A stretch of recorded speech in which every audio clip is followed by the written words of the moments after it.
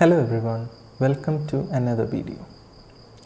In the last session, we tried to understand the complex numbers.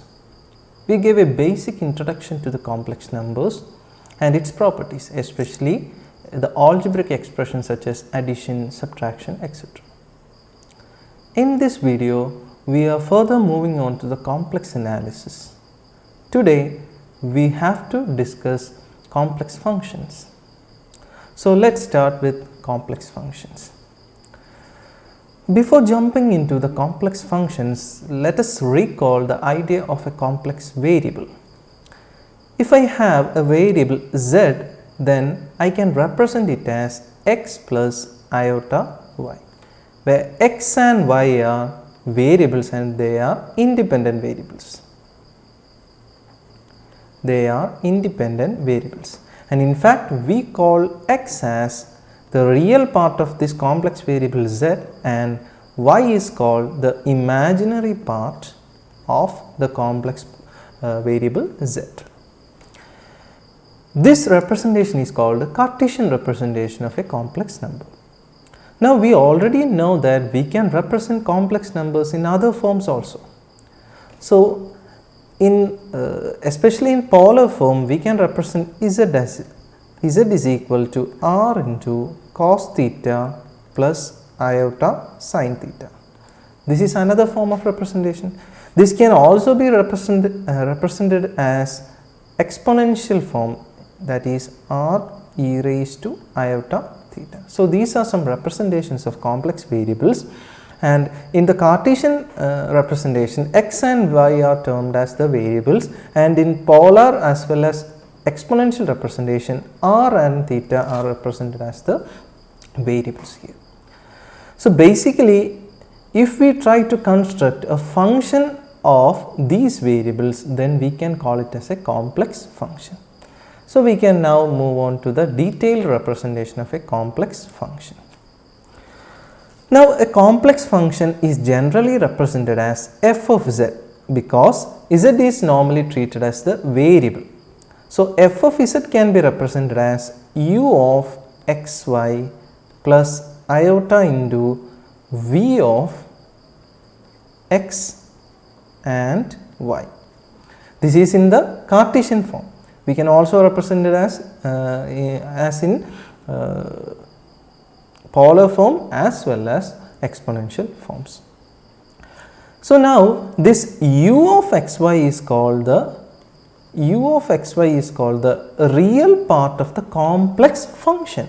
This is not the real part of the complex variable, but this is the real part of the complex function f of z. You can clearly see that this u of xy contains both variables x and y. That is why this is called the real part of the complex function, because we know that the complex function involves both the variables x and y. And v of xy is called the imaginary part of this complex function. Imaginary part of this complex function. So, this is the basic idea of a complex function. Now, we can have an example. If we have a function f of z is equal to x square plus y square plus 2ixy, then how we can identify the real part and imaginary part? As per the definition, the real part involves no iota terms. So, we can clearly say that x square plus y square will be the real part u of xy, and iota involves in the third term. So, it can be 2xy will be the v of xy, that is the imaginary part. I think you got my idea. Now, let us move on to a special kind of complex function. It is called the analytic function. Analytic function. A complex function f of z is said to be analytic at a point z is equal to z naught when this complex function f of z is explained or defined in the entire region, as well as it is differentiable in the neighborhood of this point z is equal to z0. So, the basic condition of an analytic function at a point z0, you should be specific about the point of definition. So, f of z is analytic at a point z is equal to z0 if that function is defined in that point and also it is differentiable in the region where in the region of the neighborhood of this point z is equal to z0. This is a basic definition of analytic function. We can identify a function whether it is analytic or not by other means, but this is the basic definition. Okay. Now, I should add on to this point that either the function f of z should be single valued also. What do you mean by single valued? If I put a value of z is equal to z0, then it should only give a single value at that point z0, that is the single valued function. So, these are the basic properties of an analytic function at a point z is equal to z0. Now, what do you mean by an entire function? Entire function. Entire function is also an analytic function, but the property is that that function is analytic in the whole plane of the complex plane. What do you mean by the whole plane? That means if you take any point z is equal to z0 in that region of space or region of plane, we can assure that it is analytic, that particular function f of z is analytic in the entire region. That is, if I take z is equal to z1 or z is equal to z2, whatever point I take in that complex plane, the function is analytic everywhere. Such a function is called an entire function. I hope you got my point. Now, let us move on to deeply move on to the properties of analytic function, or how we can say a function is analytic or not. So, now we are discussing about the necessary and sufficient conditions. Necessary and sufficient conditions for a function to be analytic. For necessary condition, first we have to define some partial derivatives. That is, we already know that f of z is a complex function defined as f of z is equal to u plus iota v, where u is the real part of this complex function and v is the imaginary part of this complex function. Now, the necessary condition is that we have to define the partial derivatives dou u by dou x, dou u by dou y, dou v by dou x and dou v by dou y. So, these partial derivatives should exist at a particular region of space where we are considering our function f of z. Now, including this, we have to define some other conditions also. So, the necessary condition is given by, along with this existence of these partial derivatives, we have to consider equations. That equation is given by dou u by dou x is equal to dou v by dou y and dou u by dou y is equal to minus dou v by dou x.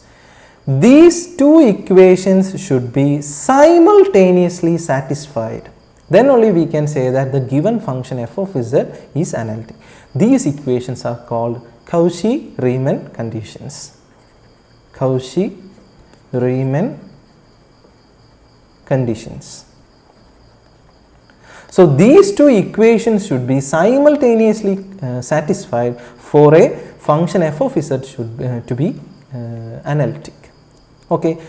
This is for the case of Cartesian coordinates. We can also say in terms of polar coordinates, that is, we can say Cauchy-Riemann conditions or Cauchy-Riemann equations. We generally say it as CR equations. CR equations in polar form also.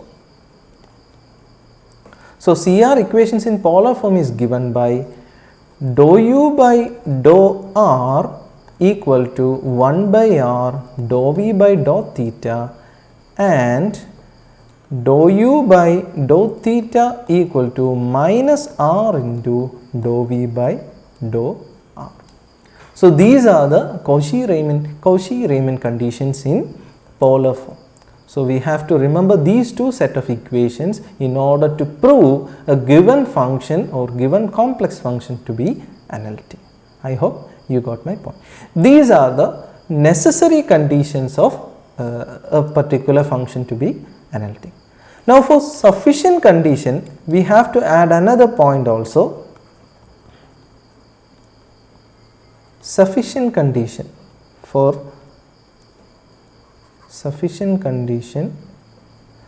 a complex function to be analytic. So along with Cauchy-Riemann equations, we have to say that the partial derivatives dou u by dou x, I am saying this in Cartesian form, it is also valid in polar form also. Dou u by dou x, dou u by dou y, dou v by dou x and dou v by dou y should also be continuous. These function or these partial derivatives should be continuous also. Then only we can say that the whole condition for analytic function is satisfied. So the basic conditions for an analytic function, a function should be analytic is that first one is that the partial derivatives dou u by dou x, dou u by dou y, dou v by dou x and dou v by dou y should be existent, and also it should follow the Cauchy-Riemann conditions in either Cartesian form or polar or exponential form, and also these partial derivatives should be continuous. So I hope you got my point that a function, we can say that a complex function is said to be analytic if that function satisfies these conditions. Okay. Now let us discuss some problems. The first one, check whether 1 by z is analytic or not. So for this solution, we know that z is equal to x plus iota y. Therefore, 1 by z is equal to 1 by x plus iota y. We know that we cannot sustain this iota term in the denominator. So we have to multiply both in numerator and denominator with the complex conjugate, that is x minus iota y divided by x square plus y square. So now we can split these two, that is x by x square plus y square minus iota y by x square plus y square. Now we can define the real part and the imaginary part as real part u is equal to x by x square plus y square and imaginary part v is equal to y by minus y by x square plus y square. Okay. Now we can find the Cauchy-Riemann conditions, that is dou u by, let me give some space. Okay. Now dou u by dou x is equal to, what is dou u by dou x? This is u. With respect to x, we can take it as x square plus y square into 1 minus numerator into derivative denominator is 2x divided by x square plus y square the whole square. This is given by, this is x square minus y square minus 2x square, which is given by y square minus x square by x square plus y square the whole square. Okay. So we can take the other part of this Cauchy-Riemann condition, that is dou v by dou y, which is given by, this is v. With respect to y, if we take the derivative, we will get x square plus y square into derivative of minus y is minus 1 minus minus plus y into derivative of this is 2y divided by x square plus y square the whole square, which is given by x square minus 2y square minus, this is minus x square minus y square and this is 2y square, which is given by y square minus x square by x square plus y square the whole square. That is the first Cauchy-Riemann condition is satisfied. Similarly, we can check for dou u by dou y and dou v by dou x. These will be given by, I am just giving the results, you can check it down and make sure that this is also satisfied. Dou u by dou y equal to minus 2xy divided by x square plus y square the whole square, and dou v by dou x is given by 2xy divided by x square plus y square the whole square. So, here also the Cauchy-Riemann condition satisfied, that is dou u by dou y equal to minus of dou v by dou x. So, both the Cauchy-Riemann conditions satisfied, thus we can say that f of z is equal to 1 by z is analytic. But there is a condition, that is you know that this is of the form x plus iota y in the denominator part. So, if we take the point z is equal to 0, then what will be the issue? For the point z is equal to 0 or xy equal to, in complex plane xy, we can say that it is 0 0. At this particular point the function is not defined because it is of the form 1 by 0. So, we have to say that this function f of z is equal to 1 by z is analytic everywhere except the point z is equal to 0 or xy equal to 0 0. So, this is the answer for this particular question. I hope you got my point. Keep in mind that both the CR conditions, that is dou u by dou x equal to dou v by dou y and dou u by dou y equal to minus dou v by dou x should be satisfied simultaneously. Both the equations should be satisfied simultaneously, then only we can say that that function is analytic.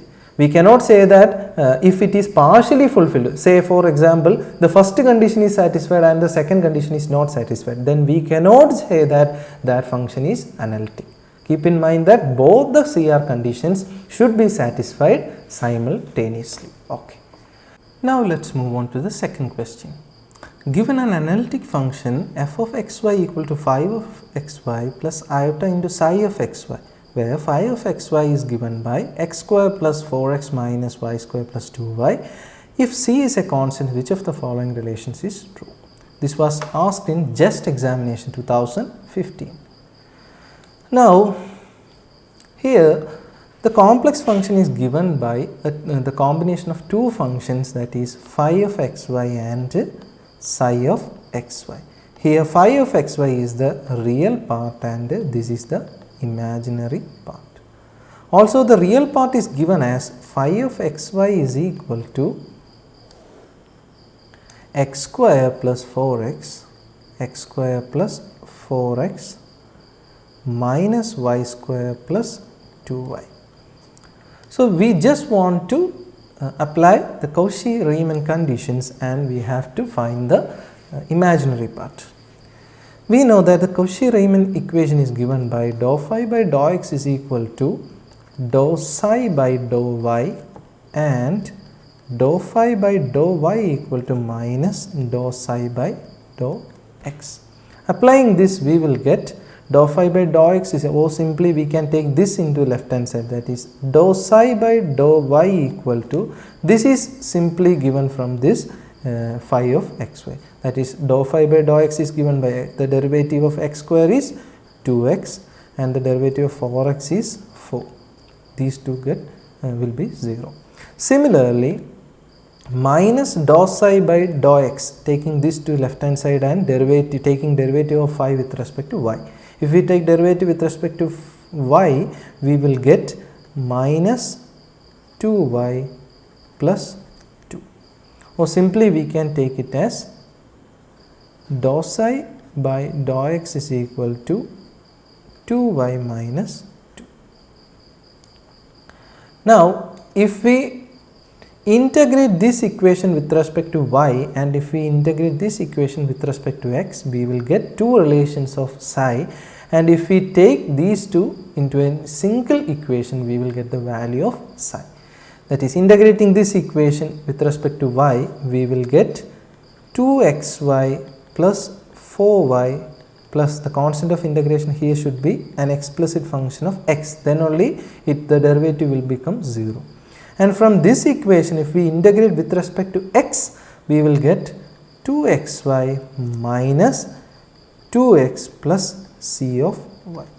Taking these two equations into account, we can take these two terms common, and these two terms should be included separately. Then we will get psi of xy equal to 2xy plus 4y minus 2x, and these two should be combined to get a constant c.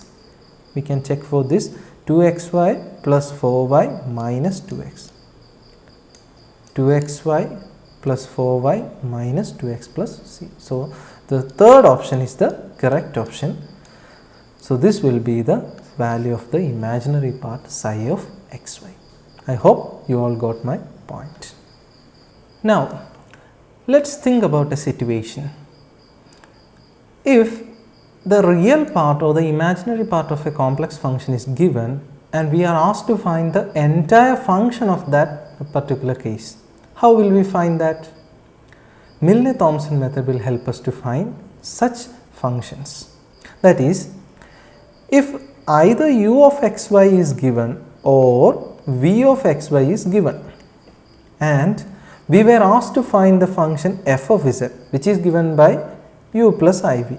So, in order to find this entire function, we can use this Milne-Thomson method. We can split it up into two different categories. That is, either u of xy is given or v of xy is given. Now, take this as first condition, that is case 1. If u of xy is given. For the easiness of solving this problem, let us split this up into some steps. In first step, let us define two functions, phi 1 of xy and phi 2 of xy, where phi 1 of xy is nothing but dou u by dou x. That is, we are taking the derivative of the given function u with respect to x, and phi 2 of xy is taking differential or taking the derivative of the given real part with respect to y. Now, for the second step, put x is equal to z and y is equal to 0. That is, we have to rewrite this phi 1 and phi 2 as phi 1 of z0 and phi 2 of z0.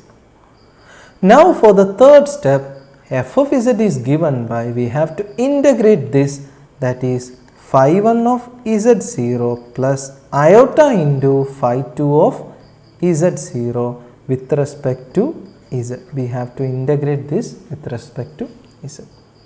These are the steps involving to find the solution of the entire function, or we have to find the entire function if the real part of that function is given. Now, moving on to the second case, that is case 2. If v of xy is given, here also we have three steps. The first step involves, let us call this into psi 1 and psi 2. Instead of phi 1 and phi 2, we are giving psi 1 of xy and psi 2 of xy. Psi 1 of xy is given by same operation dou v by dou x, and psi 2 is given by dou v by dou y. Now, we have to substitute z instead of 0 and z instead of x and 0 instead of y. That is, put z is equal to x or x is equal to z and y is equal to 0. That is, psi 1 of z0 and psi 2 of z0. This is actually minus, sorry for that. This is minus. Keep in mind that f of z is equal to integral phi 1 of z0 minus I into phi 2 of z0. Please note this down. There is the minus sign there. Now, for the third step, we have to integrate, but keep in mind that instead of this phi 1 and phi 2, we have to reverse the order and take the plus sign in between. That is, f of z is equal to the entire function f of z is equal to integral. Here we have to take psi 2 first, psi 2 of z0 and take plus sign, plus iota into psi 1 of z0 dz. Keep always in mind that you cannot exchange these two because of the presence of this iota term here and iota term here. Here also we have a negative sign, so we cannot switch phi 1 and phi 2 between each other. So keep in mind that if u is given and we are asked to find f of z, use this relation, that is phi 1 of z0 minus iota into phi 2 of z0, integrate over z. And phi 1 and phi 2 are given by phi 1 is equal to dou u by dou x and phi 2 is given by dou u by dou y. If v is given and we are asked to find f of z, use this relation. Here psi 1 is given by dou v by dou x and psi 2 is given by dou v by dou y, and keep in mind that psi 2 will come first and psi 1 will come second after the iota. Okay. Now let us do a problem related to this. Okay. Let us see. If u is equal to x square minus y square, find f of z. This clearly says that the imaginary part is not given and the real part is the given function. So if u is given, then we have to find phi 1 and phi 2. Phi 1 is given by dou u by dou x, which is given by 2x, and phi 2 is given by dou u by dou y, which is given by minus 2y. Now we can find f of z in single step as integral phi 1 of z0 minus iota into phi 2 of z0 dz. So first we have to find phi 1 of z0. Phi 1 of z0 is nothing but 2z, because just place z instead of x. And phi 2 of z0 is, we do not have any x term here, so it is 0. Therefore, f of z is given by integral, this term only exists, that is 2z dz, which is equal to z square plus c. So the given function f of z is z square plus c. I think you all got my point. Now let us recall what all things we have studied. First we find, give an idea about the functions regarding complex variables. So instead of complex variables, we constructed functions with the complex variables. We defined these analytic functions. Analytic function is given by that function at that point, which is well defined, as well as its derivative exists and it is continuous and single valued. Then we find the conditions for this analytic function, that is the Cauchy Riemann equations as well as the sufficient conditions, that is the existence of the partial derivatives along with its continuity. After that we try to find some problems regarding this Cauchy Riemann equations, and then we moved on to this Milne Thomson method. I think these are all very important regarding the exam preparations, such as this CSIR net, JEST, etc.